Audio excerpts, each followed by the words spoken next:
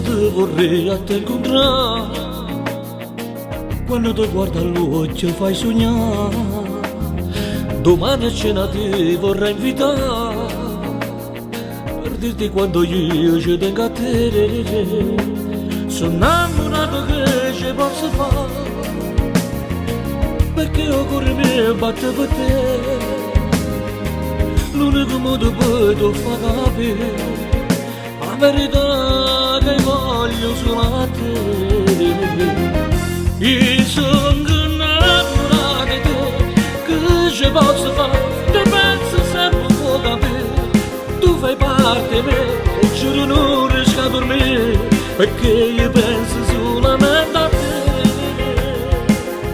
Io sono innamorato di te, non puoi immaginare che sarà una verità.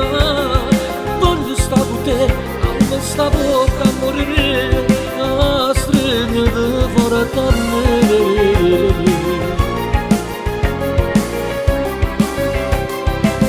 Il pensiero mio sei solo tu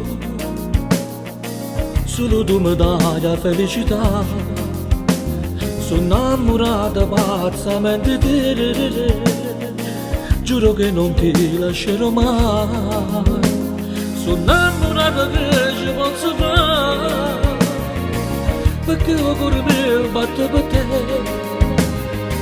L'unico modo per ti far capire la verità che voglio solo a te. Io sono innamorato di te, che ci posso fare?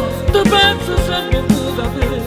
Tu fai parte di me, lo giuro non riesco a dormire, perché io penso solamente a te.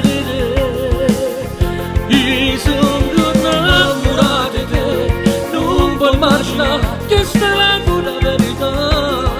Voglio stare con te, a me sta bocca a morire, a stringere fuori da me.